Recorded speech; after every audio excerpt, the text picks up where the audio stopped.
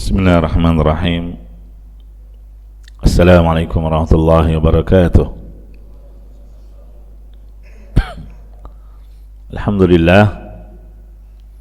Alhamdulillahi ala ihsanih wa syukru lahu ala taufiqihi wa amtinanih wa ashhadu an la ilaha illallah ta'ziman sya'nih wa ashhadu anna Muhammadan abduhu wa rasuluh ad-da'i ila ridwanih. Allahumma salli alaihi wa ala alihi wa ashabihi wa ikhwanih. Amma ba'du. Pagi ini kita memasuki ayat yang ke-10 dari surah Al-Fatah. Mari kita baca terlebih dahulu. Ikuti saya. A'udzu billahi minasy syaithanir rajim.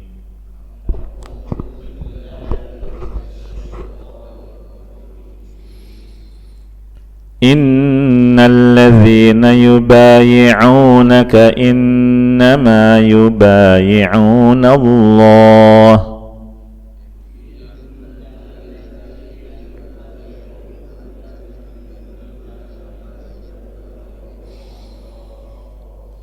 إنما يبايعون الله يد الله فوق أيديهم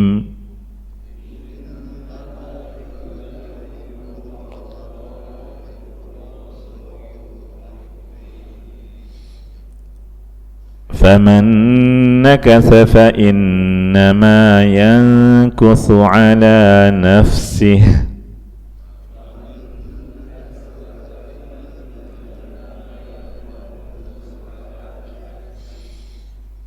ومن أوفى بما عاهد عليه الله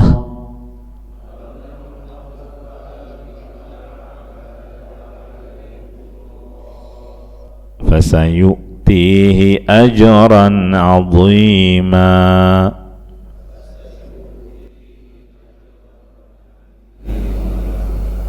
طيب جزاكم الله خيرا.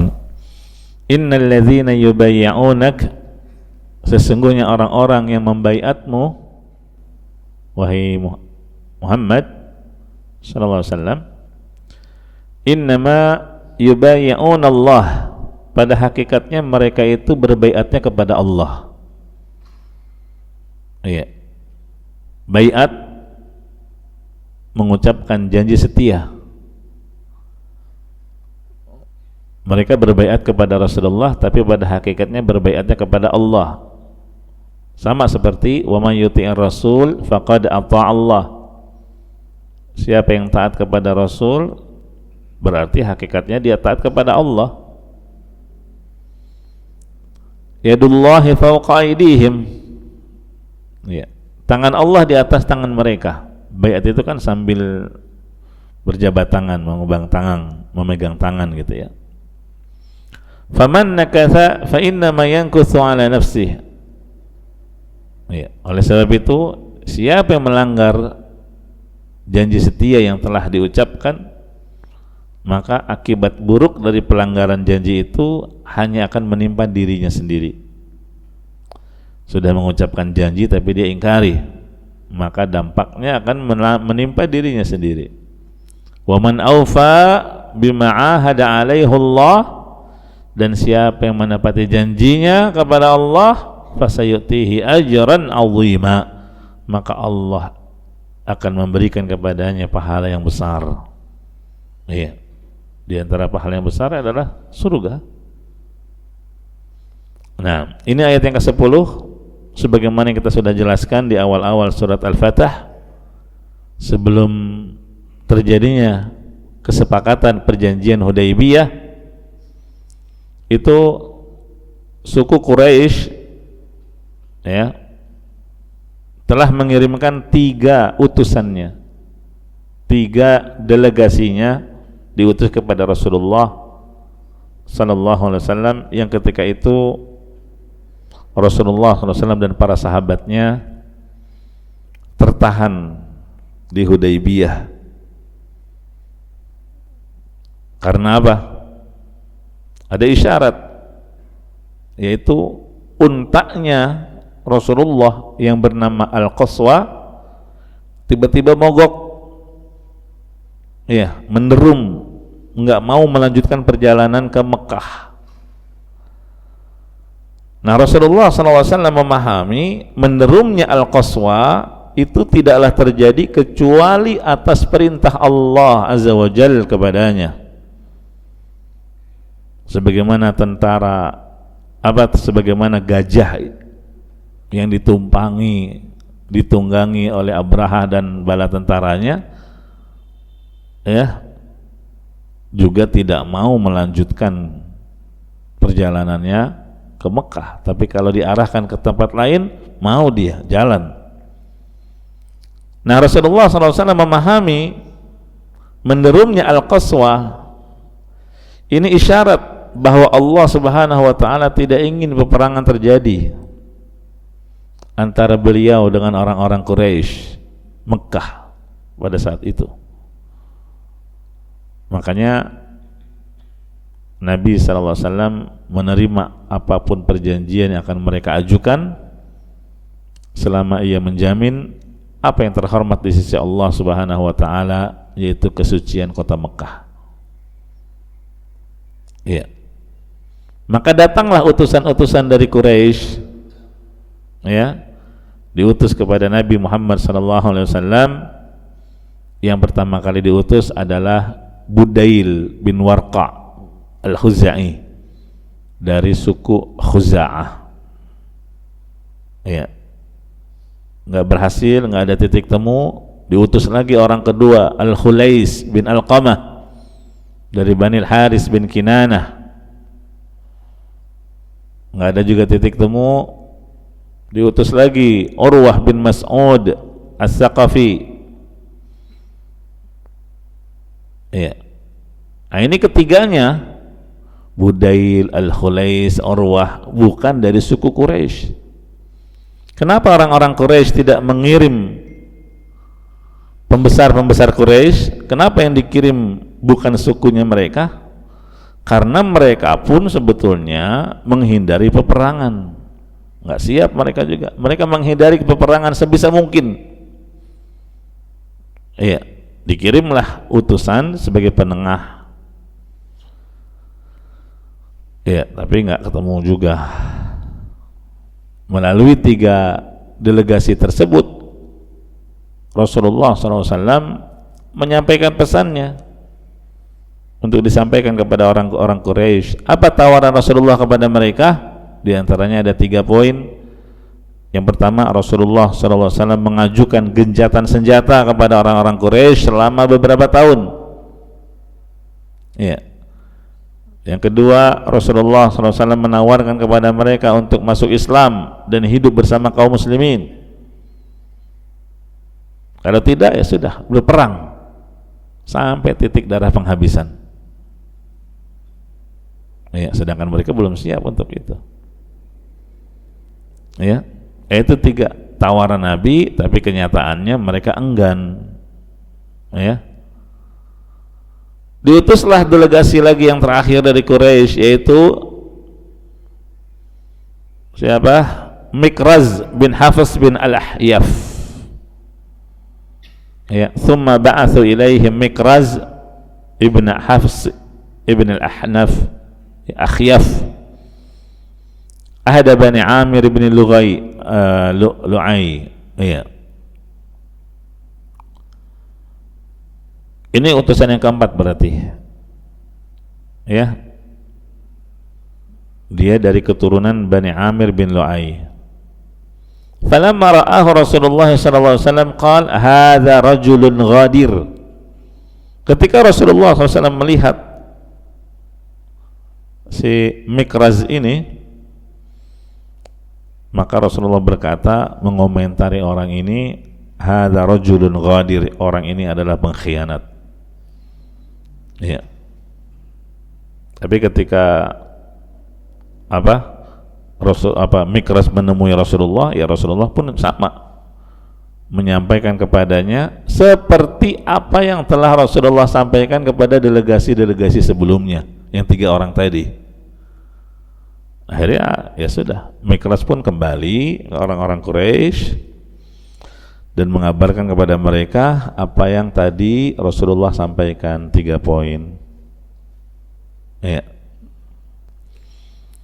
Jemaah rahimakumullah, ketika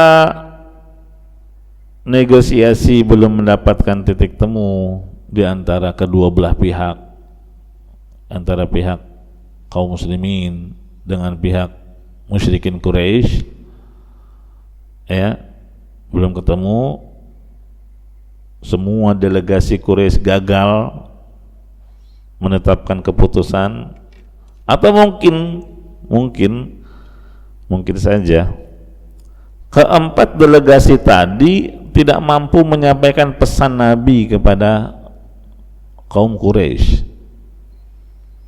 Nah, sekarang akhirnya apa? Rasulullah SAW melakukan yang sebaliknya. Kalau tadi mereka yang kirim sampai 4 orang, maka Rasulullah hendak melakukan yang sebaliknya. Beliau yang akan mengirim delegasi kepada Quraisy. Ya, istilahnya harus ada yang berani nih diutus masuk ke kandang macan, gitu ya, ke sarang musuh. Diharapkan apa? Delegasi ini bisa menjadi perantara yang mewujudkan keinginan Rasulullah SAW untuk mengadakan perjanjian damai dengan kafir Quraisy, dan juga menghapus prasangka buruk mereka tentang tujuan kedatangan Rasulullah bersama para sahabatnya. Ya kan, disangka mau menyerang, mau perang, padahal cuma mau umroh. Nah, siapa sahabat yang pantas membawa misi ini? Sebetulnya yang pertama kali terbetik di benak beliau SAW adalah Umar bin Khattab radhiyallahu anhu, sosok yang kuat, sosok yang pandai bernegosiasi, bijak dalam mengambil keputusan, memiliki hikmah, pendapat, firasat yang jitu. Sering ya Al-Quran turun itu sesuai dengan pendapatnya Umar. Awalnya itu yang terbetik ya. Dan Nabi juga masih ingat, Umar ini kan dutanya suku Quraisy di masa jahiliyah ya. Urusan kenegaraannya Quraisy itu, peran diplomasi dipegang oleh Umar, kabilahnya Umar, Bani Adi. Iya. Tapi ternyata Umar memandang untuk urusan ini, pengutusan dirinya ke Quraisy, beliau pandang keputusan yang kurang tepat. Iya, bukan keputusan yang tepat ini. Akhirnya Umar mengundurkan diri karena dia paham ini penunjukan dirinya murni pendapat Rasulullah SAW, bukan wahyu yang turun dari Allah. Bukan wahyu. Kalau wahyu ya harus terima. Akhirnya Umar berkata, "Ya Rasulullah, inni akhafu Quraisyan ala nafsi." Wahai Rasulullah, aku mengkhawatirkan gangguan-gangguan Quraisy terhadap diriku. Iya. Walaysa bil Makkah min Bani Adi bin Ka'ab ahadun yamna'uni. Enggak ada seorang pun dari Bani Adi. Iya. Kabilahnya Umar. Ya, Bani Adi bin Ka'ab. Enggak ada yang akan menolongku kalau aku diganggu nanti di sana. Siapa yang menolong? Wa qad arafat Quraisy adawati iyyaha wa ghilbati 'alaiha. Apalagi orang-orang Quraisy ini, mereka tahu bagaimana besarnya permusuhanku kepada mereka dan bagaimana sikap kerasku terhadap mereka. Nah itu. Walakin adulluka ala rajulin huwa a'azzu minni. Tapi saya akan tunjukkan kepada Anda orang yang lebih kuat dukungan kabilahnya daripada saya. Siapa itu? Utsman bin Affan radhiyallahu anhu. Ya sudah diterima oleh Nabi SAW. Nabi pun memanggil Utsman, beliaulah yang diutus, ya. Nah, untuk menyampaikan bahwa beliau SAW tidaklah datang untuk berperang, tapi kedatangan Rasulullah dengan para sahabatnya itu untuk mengunjungi Baitullah dan mengagungkan kemuliaannya, gitu. Sampaikan itu. Nah, jadi alikhwa rahimani wa rahimakumullah, kenapa Umar menolak? Pertama tadi, ini bukan wahyu, ini pendapat Rasulullah pribadi, boleh ya. Kemudian seperti yang tadi diungkapkan, Umar ini termasuk kabilah yang lemah, bukan kabilah yang kuat. Jadi kuat-kuatan kabilah di sana. Kalau sampai Umar terbunuh, nggak akan ada yang berani bergerak membelanya dan menolongnya. Beda dengan Utsman. Utsman bin Affan radhiyallahu anhu itu berasal dari Bani Umayyah. Ini kabilah terkuat ini. Kabilah yang paling mulia di Mekah. Nggak akan berani macam-macam mereka. Jelas? Jadi usulannya Umar muncul bukan karena Umar takut mati, enggak sama sekali, bukan karena beliau takut dibunuh. Justru Umar bin Khattab, beliau adalah sosok yang siap mengorbankan jiwa raganya, nyawanya di jalan Allah, ya, sebagaimana juga para sahabat yang lainnya demikian. Tapi ya, untuk urusan ini biar cepat selesai, keinginan Rasulullah segera terwujud, menurutnya Utsman lah yang pantas. Iya. Kenapa? Dari 1.400 sahabat yang ikut, Utsman lah yang ditunjuk. Tadi karena Utsman berasal dari kabilah Umayyah, kabilah berkekuatan besar, dan jaminan keselamatan dan keamanan yang mereka berikan itu amat dihargai, dihormati oleh semua orang-orang Quraisy. Ya. Bahkan Abu Bakar Siddiq radhiyallahu anhu sekalipun itu tidak sekuat Utsman dalam hal ini. Iya, Abu Bakar berasal dari Bani Taim, tergolong kabilah yang lemah juga, begitu. Adapun Utsman kabilahnya kuat. Ditambah lagi Utsman itu dikenal sosok yang sabar, santun, sangat bijak dalam bersikap, punya kemampuan bernegosiasi, mengambil keputusan, ya, pengambil keputusan yang handal, dikenal itu.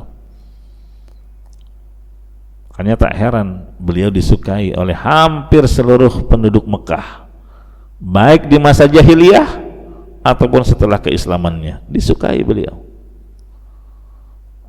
Ya.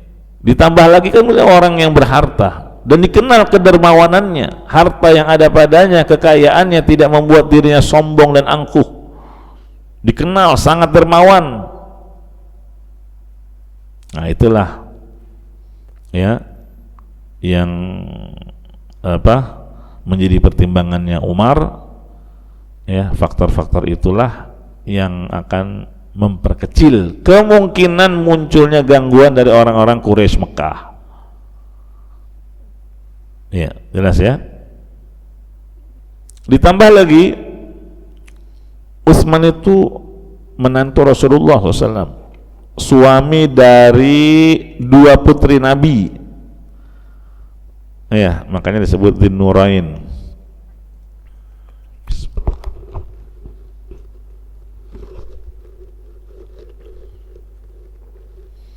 Kok bisa dua putrinya Nabi? Ya kan nggak sekaligus ya. Awalnya menikah dengan Ruqayyah putri Nabi SAW, tapi nggak lama setelah itu Ruqayyah meninggal. Nah, orang sini bilang turun ranjang. Iya, Utsman menikah dengan Ummu Kulthum. Iya. Maksudnya apa? Kedua putri Nabi itu dinikahkan dengan Utsman, menunjukkan bagaimana kecintaan Rasulullah Sallallahu Alaihi Wasallam kepada Utsman. Kalau Rasulullah nggak cinta sama Utsman, ngapain kedua putrinya dinikahkan dengannya? Iya. Walaupun Utsman itu menantunya, tetap kalau dipandang ini yang lebih maslahat, diutuslah beliau. Ya, kalau itu keputusan yang terbaik, diutus. Wah, nanti anak saya jadi janda, janganlah yang lain lah. Enggak. Ya, kalau itu keputusan terbaik untuk mewujudkan kemaslahatan bagi kaum muslimin, ya sudah, diutuslah. Akhirnya Utsman pun diutus, beranjaklah beliau menuju suku Quraisy dengan membawa misi dari Rasulullah Sallallahu Alaihi Wasallam. Di antaranya ada 4 ya. Yang pertama tadi menyeru mereka untuk masuk Islam, meyakinkan bahwa Islam akan dimenangkan oleh Allah. Iya. Yang kedua, meminta kaum musyrikin untuk mengadakan gencatan senjata, membiarkan Nabi SAW menghadapi kabilah-kabilah Arab yang lainnya, jangan dibantu sama mereka. Kemudian yang ketiga, meyakinkan kafir Quraisy, ya musyrikin Quraisy, bahwa kedatangan Rasulullah dan para sahabatnya itu cuma mau umroh, sama sekali nggak ada keinginan mau perang. Itu buktinya bawa hadiyu, hewan-hewan untuk hadiyu. Ya, habis umrah udah pulang lagi ke Madinah. Nah, itu 3 pesan yang ditujukan kepada kaum Quraisy. Adapun pesan yang keempat, ini khusus untuk kaum muslimin yang masih tertahan di Mekah, masih bertahan tinggal di Mekah. Utsman memberi kabar kepada mereka, ya, tidak lama lagi cahaya keimanan akan meliputi Mekah. Ya, sabar kalian. Kejayaan umat Islam sudah dekat. Ya, jadi nggak perlu lagi sembunyi-sembunyi. Dan juga mengabarkan kepada kaum muslimin yang tertahan di Mekah, dikabarkan bagaimana kondisi Rasulullah SAW dalam keadaan baik-baik saja, sehat walafiat. Kenapa? Karena mereka juga pastinya rindu untuk ketemu Rasul SAW, rindu dengan kabar tentang Rasulullah gimana. Kan mereka tahu bagaimana perjuangannya Rasulullah SAW, disakiti, dizalimi, diintimidasi, ya, sampai hijrah ke Madinah. Makanya mereka rindu gimana kabar Nabi. Itu 4 poin. Berangkatlah Utsman dengan penuh kewaspadaan dan kesadaran akan pentingnya misi yang beliau emban. Ya, meskipun ya aturannya kan nggak boleh membunuh utusan, itu peraturan yang diakui seluruh bangsa Arab. Tapi Utsman tetap saja tidak mengandalkan aturan tadi, karena dikenal mereka orang-orang yang suka menyalahi, melanggar aturan. Tetap Utsman mempersiapkan segalanya demi menjamin keselamatan dirinya. Nah, itu ikhtiar, tawakal, itu yang benar, supaya misi berjalan sempurna.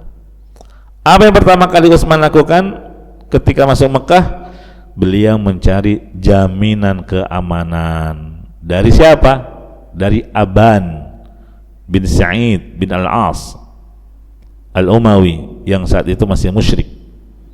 Aban ini laki-laki yang kuat, gagah, perkasa, tapi bersama dengan itu walaupun kuat, gagah perkasa, dikenal santun, lemah lembut kepada orang, dikenal itu Aban.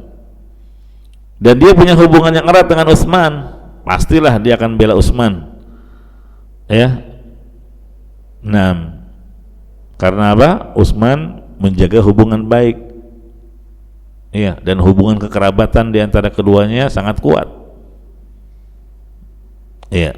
Maka Allah Subhanahu wa taala memberikan taufik, ya, kemudahan kepada Utsman untuk meminta jaminan keamanan dari Aban bin Sa'id tadi. Sudah, Aban pun memberi jaminan keamanan kepada Utsman, bahkan dimuliakan Utsman. Dia turun dari tunggangannya, Utsman suruh naik, ya, terus sampai ketemu pembesar Quraisy yang waktu itu adalah Abu Sufyan dan yang lainnya. Ya. Utsman pun masuk Mekah penuh kemuliaan. Dia memasuki Mekah sebagai utusan Rasulullah sallallahu alaihi wasallam, delegasi Rasul dan 1.400 kaum muslimin lainnya. Maka Utsman dengan tegas menyampaikan pesan-pesan Nabi, ya, kepada orang-orang Quraisy. Utsman pun disambut oleh orang Quraisy dengan sebaik-baiknya, layaknya seorang utusan yang mulia, delegasi yang mulia. Didengarlah pesan-pesan yang disampaikan olehnya dengan penuh perhatian, sampai mereka mempersilakan Utsman untuk tawaf. Silakan, in syi'ta an tatuf bil bait fatuf bihi. Lihat tuh, kalau kamu mau tawaf silakan, kami izinkan, nggak diganggu. Mau umrah duluan boleh. Bayangkan tuh, ini kan kesempatan sebetulnya. Besarnya kerinduan Utsman bin Affan untuk bisa tawaf lagi setelah 6 tahun nggak pernah tawaf, padahal dulunya sering, ya. Tapi ternyata apa responnya Utsman? Ditolak, iya, ditolak dengan nada tegas. Ma kuntu li af'al hatta yatufa bihi Rasulullah sallallahu alaihi wasallam. Enggak, saya enggak akan tawaf sampai Rasulullah sallallahu alaihi wasallam yang melakukan tawaf terlebih dahulu. Oh, enggak aji mumpung memanfaatkan, enggak. Ucapan Utsman ini semakin menegaskan loyalitas kaum muslimin, ya, kepada pemimpin mereka, Rasulullah SAW. Ini sikap yang ditunjukkan oleh Utsman bin Affan semakin menjatuhkan mentalnya Quraisy. Bagaimana asalnya mereka punya keberanian, ternyata dilihat, loh, ini mentalnya para sahabat Nabi, sahabat Muhammad kayak gini ternyata. Ditambah lagi ada cerita-cerita dari delegasi sebelumnya. Urwah menceritakan bagaimana kesetiaan para sahabat terhadap Rasulullah SAW. Begitu. Kemudian jamaah rahimani wa rahimakumullah, walaupun kaum kafir Quraisy sudah cenderung untuk mengajukan perjanjian damai, tapi ya tetap saja proses perundingan antara mereka itu makan waktu, nggak bisa cepat. Akibatnya apa? Utsman bin Affan radhiyallahu anhu tertahan dia di Quraisy untuk waktu yang lama karena memastikan apa? Menanti keputusan mereka apa ini supaya disampaikan lagi kepada Rasulullah SAW. Ternyata memakan waktu yang lama.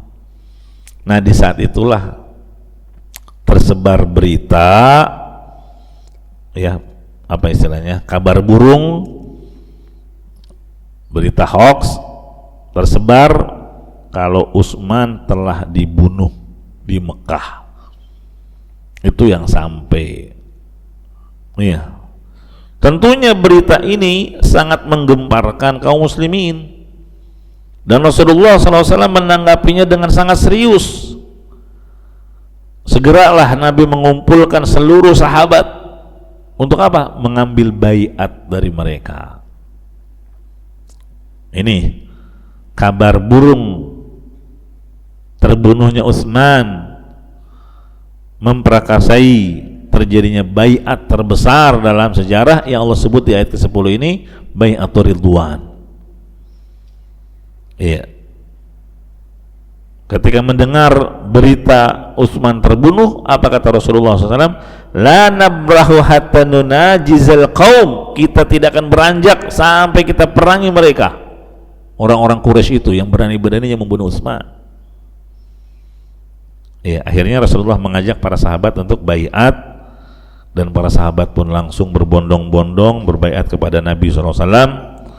Ya, yang pertama kali diantaranya adalah Abu Sinan Al-Asadi, kemudian Umar bin Khattab dan putranya, ya, kemudian juga Salamah ibn Al-Aqwa. Bahkan kalau sama Salamah ibn Al-Aqwa ini disebutkan dipinta baiat sampai 3 kali dalam waktu yang nggak sama, ya. Kenapa? Karena Rasulullah tahu bagaimana keberaniannya Salamah ibn Al-Aqwa dan pengorbanannya untuk Islam. Ini Salamah dikenal keteguhannya, makanya Nabi memerintahkan dia untuk mengulang-ulang baiat. Ya, berarti ini ada keutamaan tersendiri bagi Salamah ibn Al-Aqwa. Ada juga yang menyebutkan Al-Hafidz Ibnu Hajar, wa yuhtamalu ayyakuna Salamah lamma badara ila al-mubaya'ah thumma qa'ada qariban wastamarra an-nasu yubayyi'una ila an khafu. Ya. Jadi ada kemungkinan setelah Salamah bin Al-Aqwa berbaiat, dia duduk dekat Rasulullah, sedangkan para sahabat terus berbaiat kepada Rasul sampai jumlah mereka mulai sedikit. Rasulullah ingin Salamah baiat lagi supaya baiat terus berjalan tanpa terputus. Iya. Jadi motivasi lagi, Salamah baiat, gitu ya, supaya baiat terus berjalan tanpa terputus. Kenapa? Karena biasanya segala sesuatu awalnya dilakukan oleh banyak orang sehingga dia terus berlanjut, kalau sudah mau habis terputus dengan orang yang terakhir. Iya, begitu ya. Nah, ya kan awal-awal biasa rame, nanti lama-kelamaan sedikit terputus. Itu alasannya, wallahu a'lam. Kemudian di antara kisah, ada kisah yang menarik untuk disimak, itu baiatnya Utsman. Utsman kan nggak ada di lokasi, nggak ada di Hudaybiyah, beliau tertahan di Mekah. Apa yang Nabi lakukan?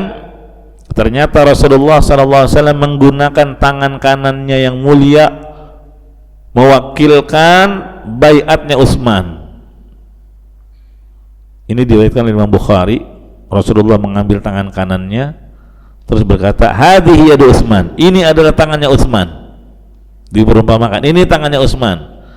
Terus ditepukan ke tangan kanan tadi, ke tangan kiri, hadhihi li Utsman, ini untuk Utsman. Maksudnya apa? Jadi Rasulullah mewakili baiatnya Utsman.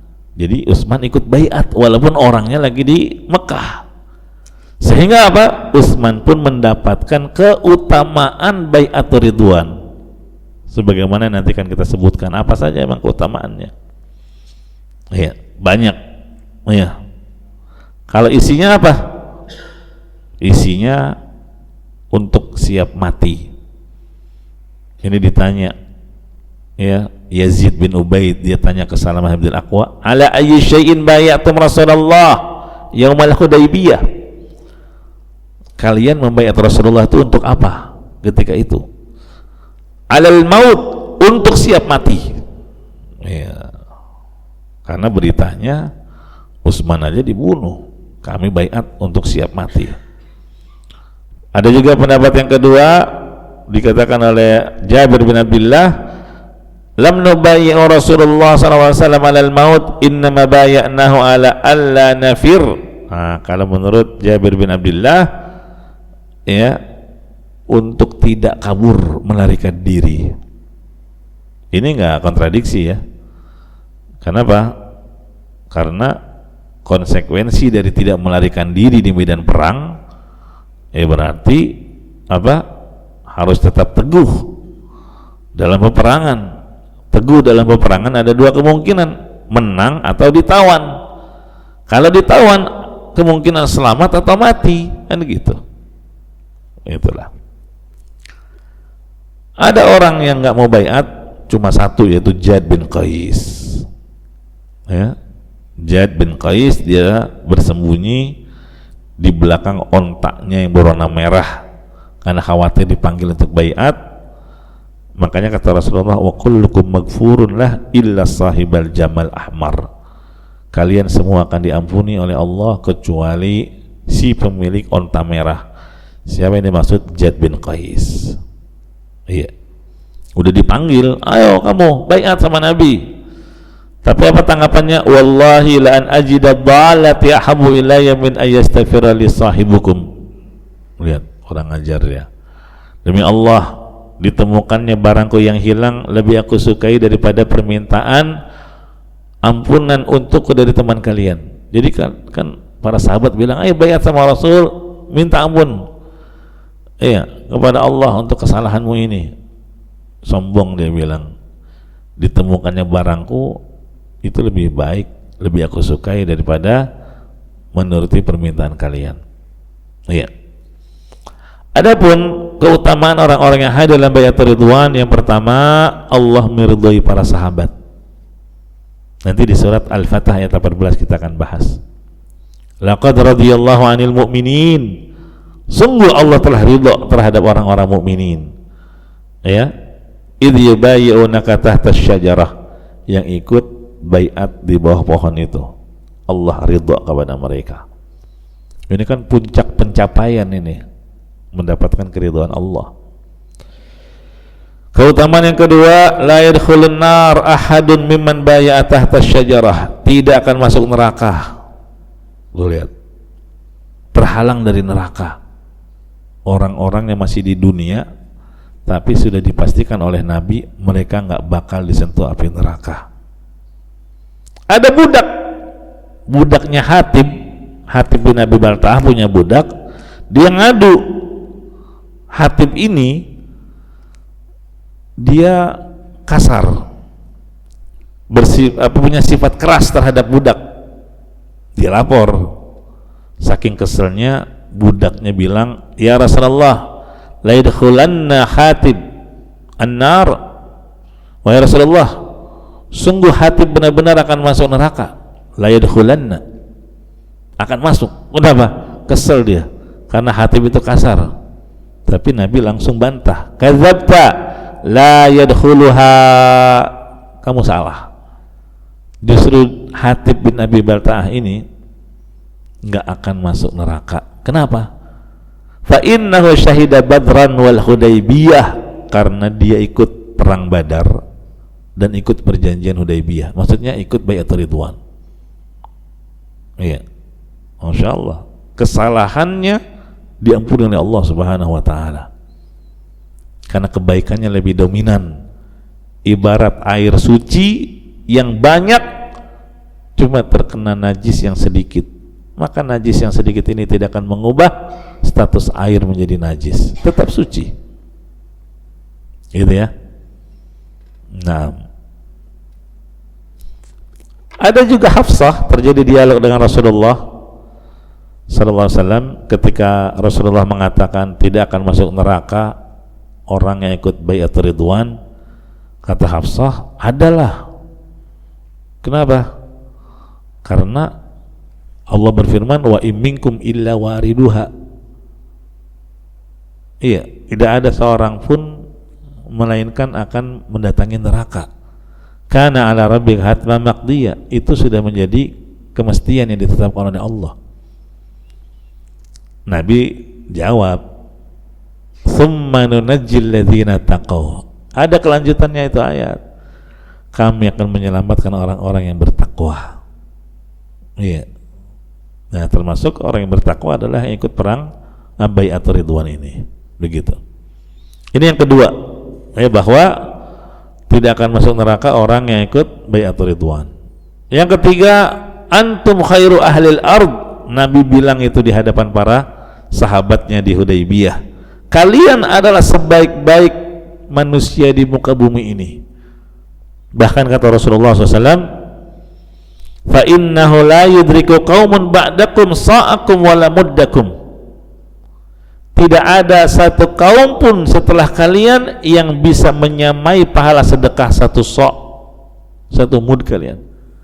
Mereka sedekah satu sok atau satu mud itu nggak bisa dikalahkan dengan orang setelahnya dengan jumlah sekalipun sebesar gunung Uhud sedekahnya. Ini menunjukkan kualitasnya mereka, keimanannya mereka luar biasa. Wa kullukum maghfurun lahu, mendapat ampunan dari Allah. Setiap kalian akan dapat ampunan. Ya, Masya Allah. Gimana coba bahagianya para sahabat yang ikut Bai'atur Ridwan, ya, turun wahyu dari Allah tentang mereka. Allah telah meridhai mereka. Ya, Masya Allah. Nah, jadi ada beberapa renungan dari Bai'atur Ridwan. Yang pertama, bagaimana kaum muslimin mereka telah menyerahkan hidup dan mati mereka kepada Allah. Ya, dan Allah tahu hati mereka adalah hati yang penuh keimanan dan keikhlasan. Ya. Kemudian kerinduan kaum muslimin terhadap kematian di jalan Allah, ini senjata terkuat mereka dalam menghadapi musuh-musuh. Iya, coba siapa yang mampu memerangi satu kaum yang dia malah cinta akan kematian, mati syahid. Gimana lagi cara menakutinya? Kalau kematian pun mereka nggak takuti ternyata. Iya. Kemudian dalam perjanjian damai ini, ya, kaum muslimin tidak ditimpakan keburukan. Ya. Padahal setelah mereka bertekad untuk siap mati, malah nggak terkena keburukan sedikit pun. Terus yang keempat, Allah dengan jelas menyatakan keridhoannya. Padahal mereka masih hidup. Kan mungkin saja ke depannya mereka melakukan perbuatan dosa, melakukan kesalahan, namanya juga orang. Tapi tetap Allah menyatakan keridhoannya terhadap mereka, karena Allah mengetahui perkara gaib dan mengetahui apa saja yang akan mereka perbuat. Ya, Masya Allah. Jadi lihat, satu kebaikan yang kita berikan untuk agama bisa menjadi timbangan amal yang sangat berat di sisi Allah. Nah, sekarang kita bertanya, apakah kita punya amalan yang bisa menyelamatkan kita dari siksa neraka? Ya, setiap kita punya amalan puasa, salat, haji, baca Quran. Apakah kita pernah berkhidmat untuk umat Islam yang dapat kita rasakan pahalanya sampai kiamat? Ya. Apakah kita punya amalan yang ikhlas karena Allah yang bisa menyelamatkan kita nanti di hari kiamat? Ini pelajaran. Lihat tuh, bagaimana Bai'atur Ridwan hanya berlangsung beberapa saat. Namanya bai'at kan gak lama-lama, lamaan sholat. Bai'at itu hanya beberapa saat, tapi ia senantiasa menjadi teladan sampai hari kiamat. Bahkan amalan bai'at ini diabadikan oleh Allah dalam Al-Quran, ya, di antaranya di ayat yang ke-10 dari surat Al-Fatah. Nah, semoga Allah Subhanahu wa taala memudahkan kita untuk memiliki amalan seperti amalan para sahabat ini. Apa itu? Amalan yang dapat menyelamatkan kita di dunia dan akhirat utamanya. Ya. Nah, ini beberapa faedah yang dapat kita petik. Barakallahu fikum wa jazakumullahu khaira. Naktafi bihadzal qadar. Subhanakallahumma wa bihamdika asyhadu an la ilaha illa anta astaghfiruka wa atubu ilaik. Walhamdulillahi rabbil alamin. Wassalamualaikum warahmatullahi wabarakatuh.